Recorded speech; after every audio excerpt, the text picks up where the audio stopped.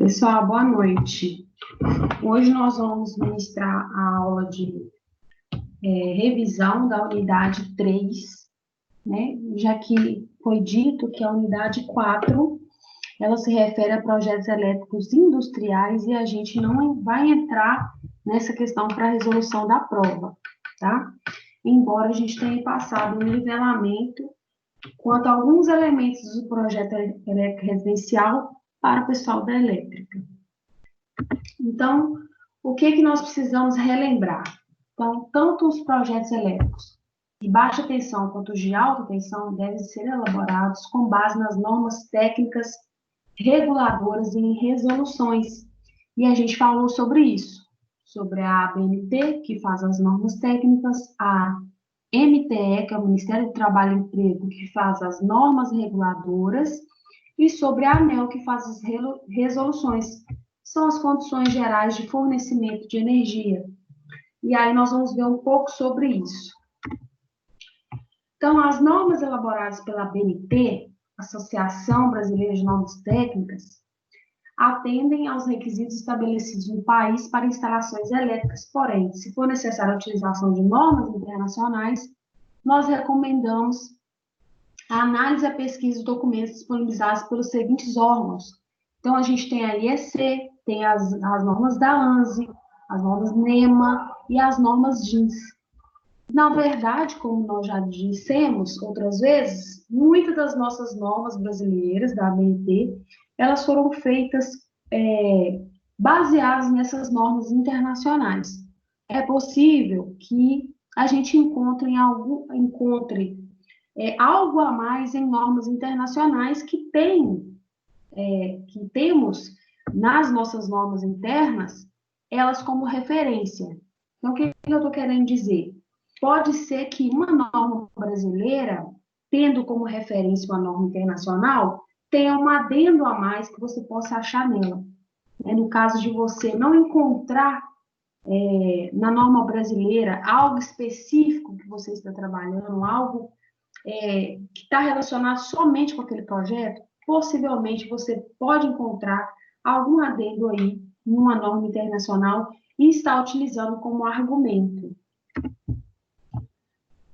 Uma das normas técnicas desenvolvidas pela ABNT e principal do nosso projeto elétrico é a 5410, como nós já vimos e dissemos. Então, ela se trata de instalações elétricas de baixa tensão, embora ela também seja usada pelo pessoal da elétrica para o cálculo de média tensão, né, e de projetos elétricos industriais. Então, essa norma estabelece os aspectos gerais que devem ser satisfeitos em uma instalação elétrica de baixa tensão, principalmente instalações elétricas de edificações, tais como residências, comércios, indústrias, e de serviços a fim de proporcionar segurança a seres humanos e animais, promover o funcionamento adequado da instalação e, por meio dos fatores descritos nesse documento, impulsionar a conservação dos bens, que é o que a gente quer também, né? Conservar o bem que a gente tem. Esse documento auxilia e fornece os principais requisitos a respeito dos componentes gerais de instalações elétricas, então, materiais e dispositivos elétricos. Então, ele mostra para a gente quais são os requisitos, né, na utilização de materiais dispositivos. Ele também nos auxilia no dimensionamento de quadros de distribuição e elementos condutivos, proteção de instalação elétrica, proteção contra choques elétricos, sobrecorrentes, sobretensões, perturbações eletromagnéticas, como a gente já calculou, por exemplo, cálculo de disjuntores, né? Prescrições gerais a todos os componentes da instalação elétrica, requisitos complementares para a instalação, locais específicos, entre outros aspectos. Então, nós usamos a 5410 durante esse curso para a gente poder calcular os cabos, para a gente poder calcular os eletrodutos, né, para a gente ver quais os métodos de instalações disponíveis. Então, a 5410 nos auxilia como um todo no projeto elétrico de instalação residencial. Lembrando que ele também é utilizado na área industrial. Então, outra norma muito importante para a gente é a 5419, né, que ela teve a sua última atualização em 2015. Essa norma, como eu já disse a vocês, ela aumentou, né, era uma norma só, e hoje ela foi dividida em 4 partes. Então, a primeira parte fala sobre os princípios básicos, e nessa parte encontram-se informações gerais sobre proteção contra descargas atmosféricas. É um introdutório. A segunda parte é onde que a gente gera a memória de cálculo para o gerenciamento de risco, que é o que a gente integra nos projetos de SPDA. Então, essa segunda parte dispõe de requisitos e procedimentos básicos para análise e para avaliação dos riscos em determinada estrutura elétrica ocasionada por descargas atmosféricas. Então, até mostrei para vocês uma memória de cálculo minha, onde é feito o gerenciamento de risco. E essa memória de cálculo, né, ela é emitida para justificar a execução do projeto ou não, e determinar as classes que a gente vai utilizar. A terceira parte fala sobre danos físicos à estrutura e perigo à vida. Então, estabelece os aspectos e procedimentos referentes à proteção contra danos físicos e contra lesões em seres vivos relacionados a descargas atmosféricas. Então, tem várias tabelas, vários dados que são dados, né, apresentando as medidas de proteção, os tipos de medidas que podem ser adotados nessa terceira parte. A última parte, ela fala sobre sistemas elétricos e eletrônicos internos da estrutura. Então, também ela faz um complemento aí, onde são disponibilizadas informações gerais sobre projeção, instalação, manutenção, inspeção, ensaio do sistema de proteção elétrica, que objetivam diminuir os riscos causados à estrutura em estudo devido às descargas atmosféricas. Então, a gente vai ter lá os tipos de danos, os perigos, né, estrutura, ao patrimônio público, à vida, os níveis que são admissíveis. Então, tudo a gente tem nessa norma, onde a gente avalia os riscos de cada estrutura. Então, eu mostrei para vocês, cada estrutura ela é única e ela deve ser analisada separadamente, né? E sabendo quais são os objetivos, né? Quanto mais elementos a gente quiser proteger, mais caro vai ficar essa instalação. Outro aspecto dessa norma é que mesmo que ela dê, os cálculos dê que não necessita ser feito um sistema de SPDA, o projetista ele pode fazer um sistema de proteção preventivo, né? Então, assim, mesmo que não, eu vou optar por instalar um sistema de captação, um sistema de descidas, né? Proteções localizadas. Então, fica a critério também. Isso faz parte também do conteúdo da norma 5419. Outras normas complementares, a gente disse, essa 13.534 sobre instalações elétricas em estabelecimentos assistenciais de saúde. Então, essa norma fornece informações complementares, né, a 5410, a respeito das condições mínimas requeridas em instalações elétricas de caráter assistencial de saúde. Então, ela tem os níveis que são trabalhados, níveis que podem ser admitidos, como deve ser uma instalação elétrica na unidade de saúde, né? Então, ela complementa, é uma norma específica para estabelecimento assistencial de saúde. Outra norma que nós temos é a 13.570, que fala sobre instalações em locais de afluência ao público. Então, comércios, auditórios, né? Locais onde que a gente tem um maior número de pessoas. Então, é uma norma também específica. Então, essa normativa refere-se a procedimentos complementares em locais de afluência ao público, almejando garantir o funcionamento adequado do local, a segurança dos seres humanos e animais, também proporcionar aspectos fundamentais que impulsionem a conservação de bens. Trata de um documento auxiliar que fornece informações adicionais. Então, ela vai passar ali para você uma maior noção desse tipo de lugares, onde que a gente tem crianças, né? A gente tem um maior número de pessoas, então, locais que não tem muita por exemplo, elementos que são fáceis de quebrar, fáceis de soltar, né? Níveis de tensão, informativos, ali sobre painéis e tudo, está tudo nessa norma, locais de afluência de público. Uma outra norma que complementa também é a 14.639, sobre armazenamento de líquidos inflamáveis e combustíveis. Essa norma também é específica para a área de líquidos inflamáveis e combustíveis. Então, ela vai ditar como que devem ser a instalação elétrica desse tipo de local. Então, local onde tem líquido inflamável, a instalação como um todo, as tomadas, os projetores, devem ser para locais com esse nível, com essa zona de risco, né? De áreas classificadas. Então, eu mostrei para vocês até projetinho elétrico neste local, onde a gente tem as luminárias, a prova de explosão, tomada, a prova de explosão, toda a estrutura dos eletrodutos e tudo, é tudo pensado para esse tipo de área classificada, sabendo que equipamentos, materiais para esse tipo de locais são mais caros. Então, são materiais, equipamentos e serviços de automação, né, por exemplo, o sistema de combate a incêndio, são específicos para a área classificada.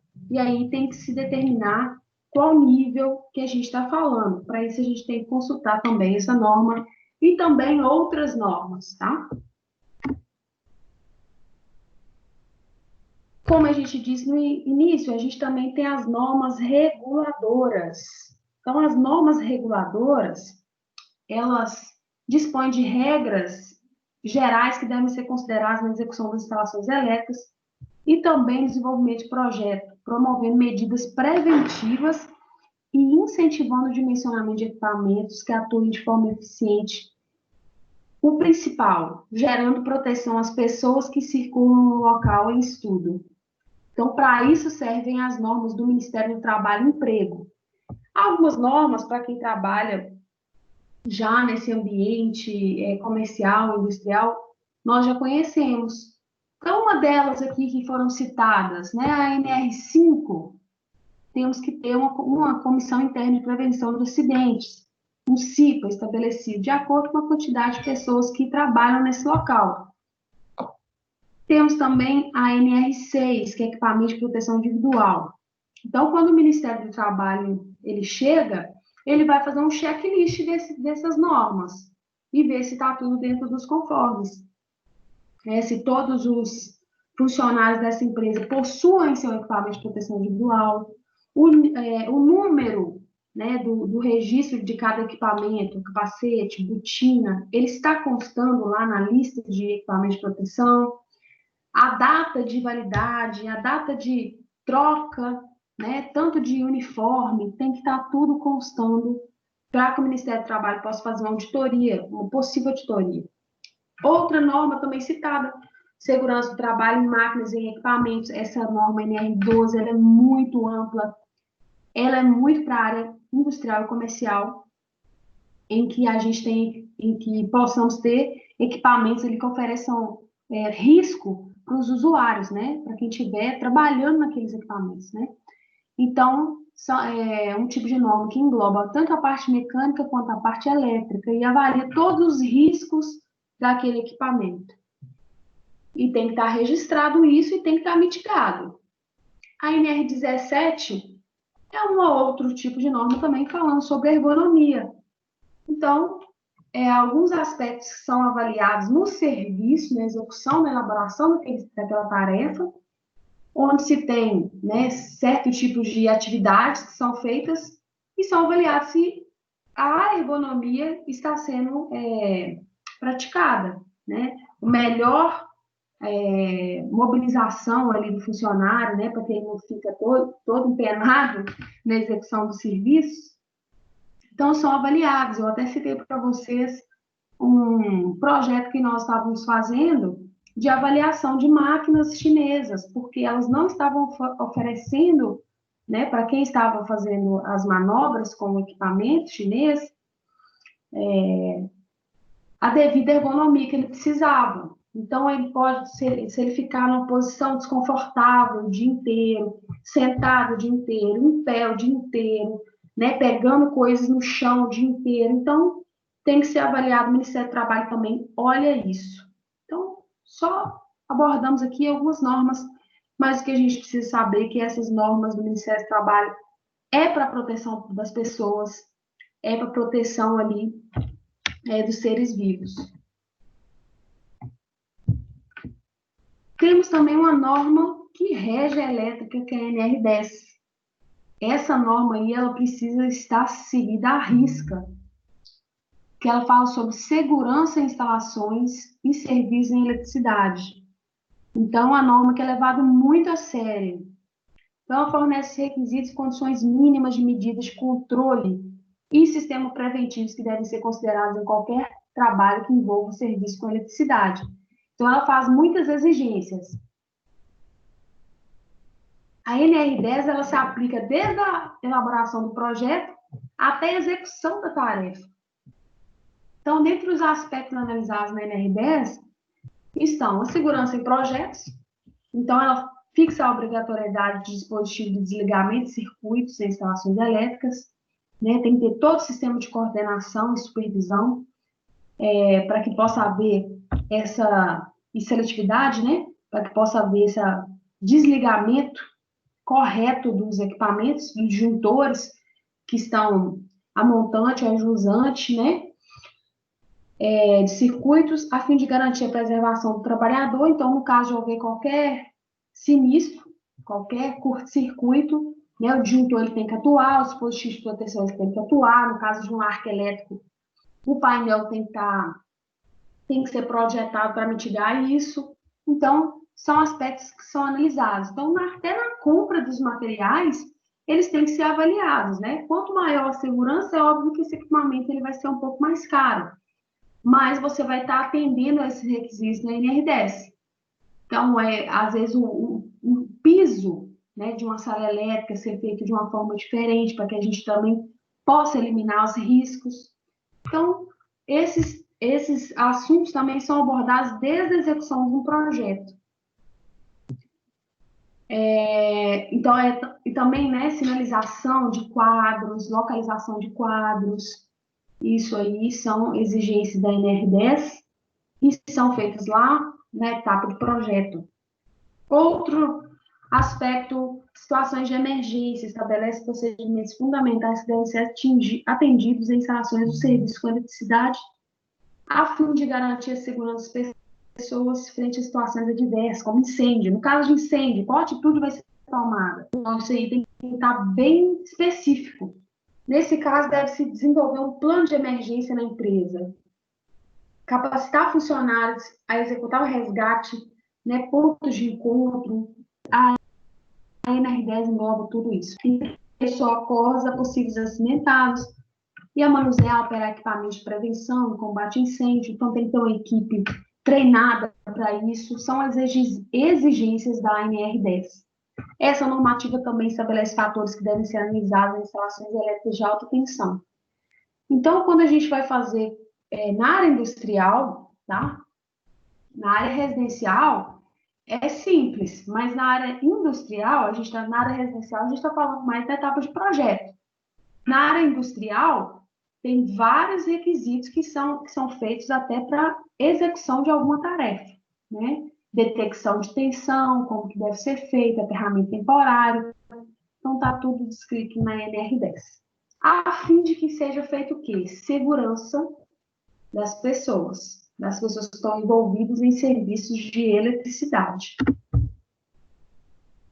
Também podemos citar norma que faz parte do Ministério do Trabalho, proteção contra incêndio, nós falamos, né? Então, uma das proteções para raios, sinalização de emergência, hidrante, sprinklers, extintor de incêndio, luz de emergência, fazem parte.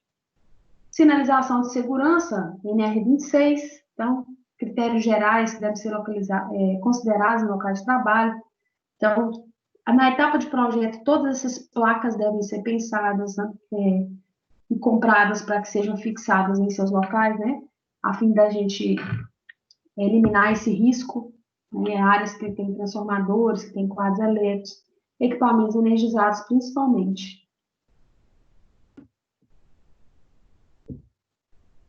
Então, nós temos mais um tipo de norma técnica, nós falamos da ABNT, resoluções da ABNT, que são normas técnicas.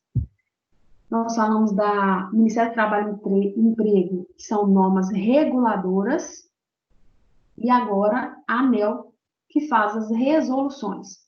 Então, a ANEEL é um agente responsável pelas resoluções normativas, que estabelecem as condições gerais de fornecimento de energia elétrica no Brasil, tendo por função regulamentar as políticas e diretrizes relacionadas à utilização e à exploração de serviços de energia elétrica pelos agentes do setor e pelos consumidores em geral.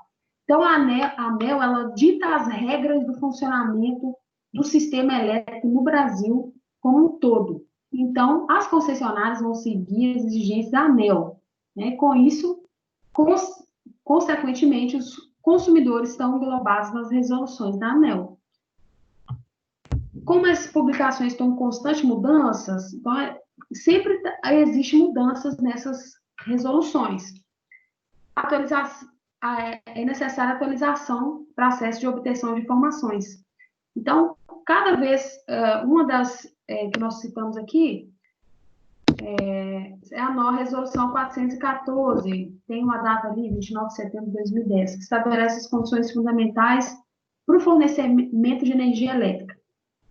Então, no caso da gente precisar de consultar alguma resolução da ANEEL, a gente tem que fazer pegando a última atualização dela, podendo ser a qualquer momento. Então, ela atualiza e as concessionárias elas têm que seguir as regras impostas pela ANEEL. Qual que é a documentação exigida pela concessionária ao usuário? Então, nós falamos sobre isso. Então, o usuário ele tem que entregar o diagrama unifilar, a planta de localização daquela empreendimento, daquela construção, planta baixa e cortes com detalhes dos agrupamentos de medição, da proteção de entrada, dos trajetos, da linha de duto, do ciclo de energia elétrica não medida. Então, a planta baixa com todos os detalhes. Detalhes de onde está o quadro, detalhes de onde está as cargas, os trajetos dos cabos, né, dos eletrodutos, tem que estar tudo ali. Quadro de cargas, né, de iluminação, de tomada, de ar-condicionado, chuveiro, avaliação da demanda. O que é isso? Determinação da demanda provável, nós vamos ver, eu acho que no próximo. Tensão de atendimento, esse empreendimento, essa construção, ela vai ser atendida em qual tensão, né? Então, pode ser que seja 110, pode ser que seja 220, pode ser que seja 440. Então, você tem que entregar para o concessionário o que você vai precisar, né? No caso de uma instalação que tem alguns equipamentos, por exemplo, pode ser um prédio, e esse prédio, ele vai necessitar, vai ter bombas instaladas lá, bomba de poço, sei lá. Pode ser que sejam instaladas bombas bifásicas, monofásicas, mas se você tiver uma tensão de fornecimento disponível trifásica, você pode comprar uma bomba trifásica, um exemplo aqui, tá, gente? E com isso você tem essa tensão disponível, né? Você pode fazer uma divisão melhor das cargas também, você tendo uma tensão trifásica. Então, essa é uma solicitação que é feita sem mim. Você pode fazer uma solicitação residencial bifásica e ela te fornecer monofásica, porque é o que ela vai te fornecendo. Mas ela exige essa documentação, que você fale para ela o que você precisa, características técnicas dos equipamentos e materiais. Então, você vai ter que ter uma lista de materiais com os equipamentos que são utilizados, né, nessa instalação. É obrigatório também a apresentação da RT. É óbvio, né? Quem for apresentar o projeto tem que entregar a RT para fazer essa solicitação na concessionária. No caso do pessoal da Justiça Civil, tem que ter lá, pegar a RT junto ao CREA. E a elétrica também, né, gente? Documentação disponibilizada pela distribuidora. Cópia dos padrões de ligação, formulários padronizados. Então, até vimos na última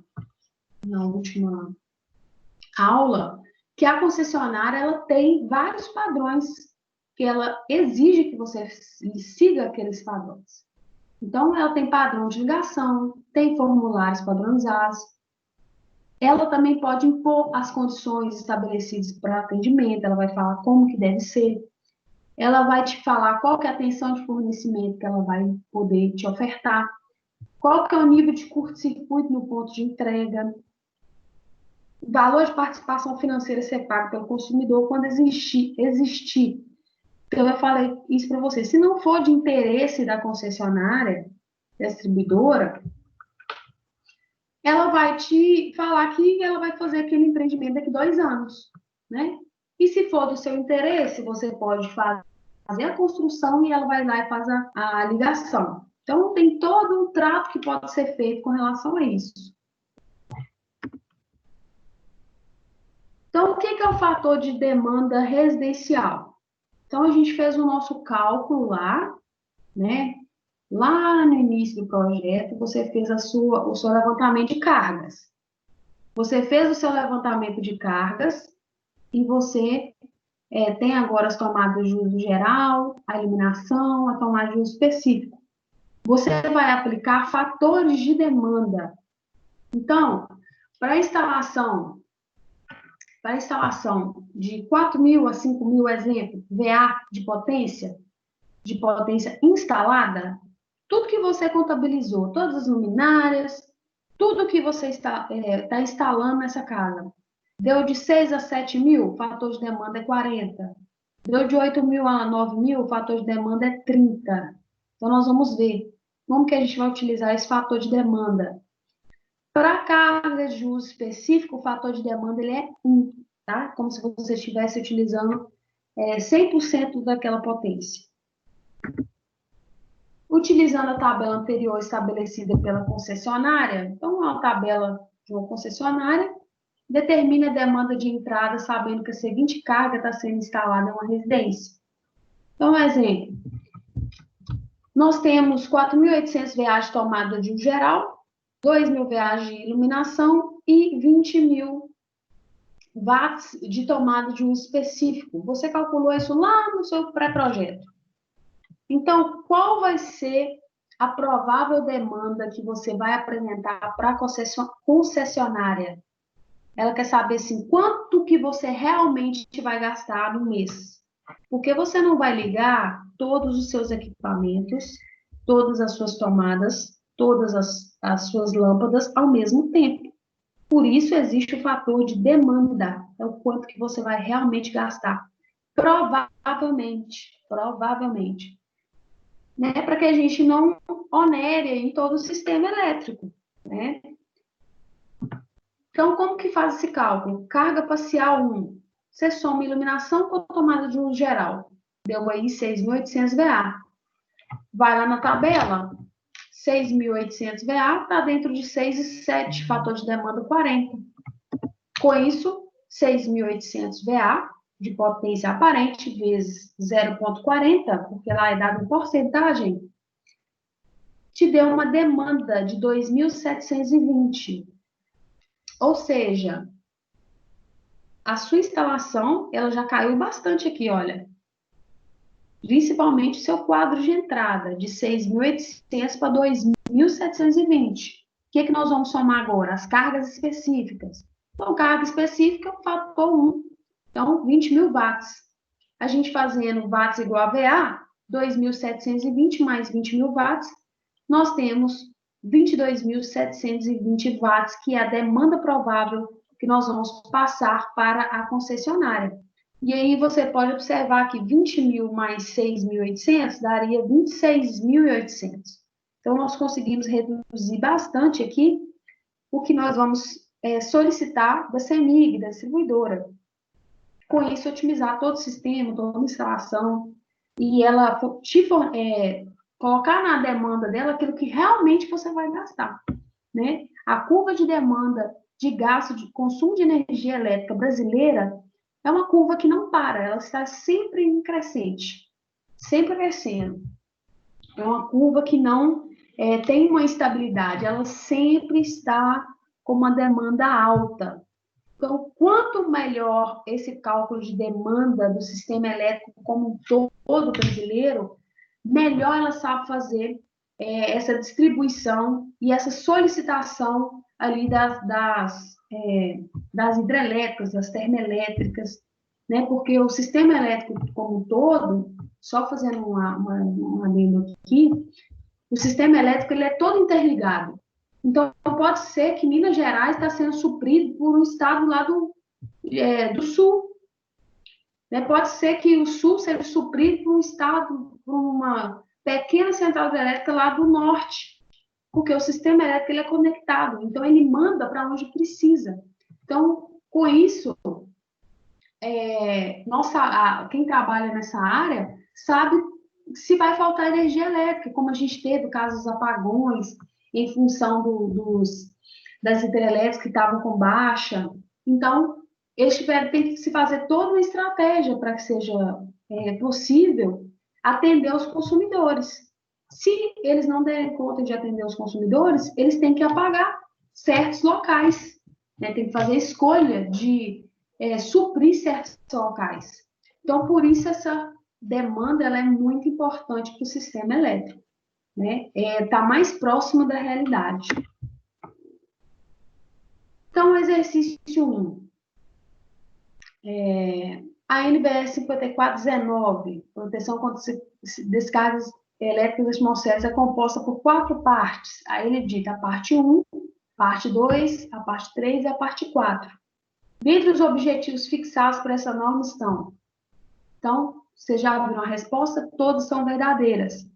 Então, ela tem que apresentar informações gerais sobre proteção, tem que nortear o responsável por instalações elétricas a respeito das medidas de proteção, utilizando o SPDA como exemplo dessa aplicação, tem que disponibilizar os requisitos e procedimentos básicos para análise e avaliação dos riscos em determinada hidrelétrica, apresentar informações gerais sobre projeção, instalação, manutenção e ensaio do sistema de proteções elétricas. Todas as respostas estão verdadeiras e a gente viu isso lá no nosso slide. O exercício 2, para realizar o pedido de fornecimento de energia elétrica junto à concessionária de energia, vários itens devem ser entregues à empresa. Então, analise os itens e relacione o verdadeiro ou falso. Então, o que nós precisamos entregar à concessionária? Unifilar, planta baixa, quadro de cargas e o nível de curto-circuito no ponto de entrega, que a gente entrega é a concessionária. Ok? Então, ele está falando aqui nesse exercício sobre a norma 5410. Então, esse exercício 3, que nós já fizemos, tá? Eu só estou repassando para a gente poder ver. Ele fala sobre as características da 5410. Então, o principal aqui, essa norma proporciona segurança a seres humanos e animais, promovendo o funcionamento adequado da instalação e conservação dos bens. É o principal aqui, para que a gente saiba que se trata da 5410, que é a norma de instalações elétricas de baixa tensão. Então, isso aí foi a nossa revisão da seção 3.1.